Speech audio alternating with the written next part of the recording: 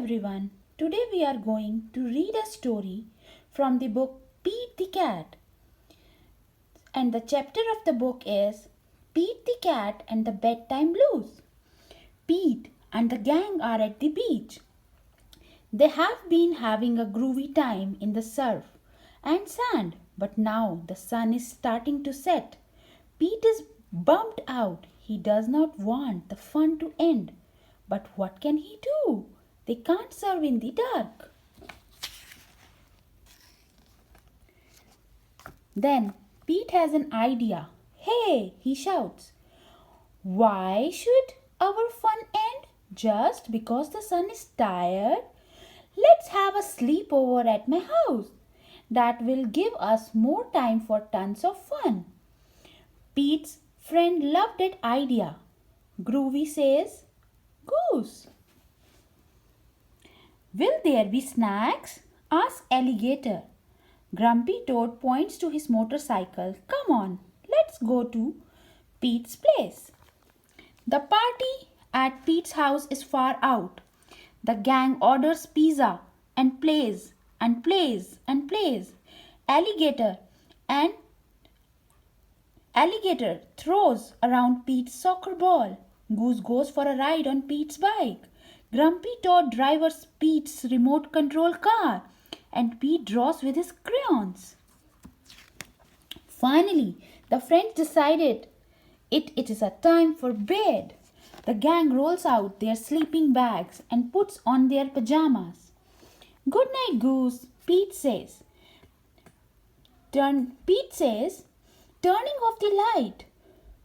Good night, Alligator. Good night, Grumpy Toad. Good night, Pete, the friends call. Pete pulls his blanket up high. He fixes his sleeping cap. He squishes around to get comfortable. It has been a long, groovy day, but now he is ready for some shut-eye. Slowly, Pete's eyes close. He is about to catch some zzz when he hears a noise. Clap, clap, clap. Pete sits up and turns on the light. Who did that? He asked. It was me, Grumpy Toad says.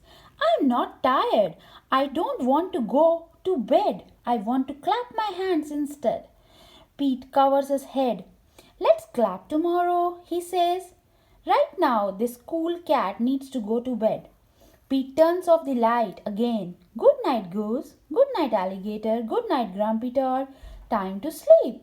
Good night, Pete, the friends call. Pete fluffs up his pillow. He pulls his blanket down. Then he closes his eyes. Pete is about to catch some zzz when he hears another noise. Rat-a-tat-tat. Pete turns on the light again. Who did it? He asks. It was me, says Goose. I'm not tired. I don't want to go to bed. I want to jam. Pete shakes his head. That was a cool beat. But let's rock out tomorrow instead, he says. This cat needs his sleep.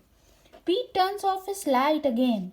Good night, Goose. Good night, Alligator. Good night, Grumpy Toad. Time to sleep. Good night, Pete, the friends call. Pete rolls onto his left side. He rolls onto his right side. He is about to catch some zzz when he hears a loud munch.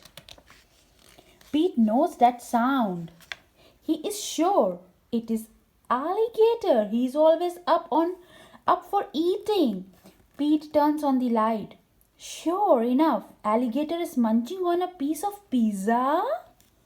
Pete sighs. What can he do? All the clapping, rat-a-tat-tatting and munching are giving him the bedtime blues.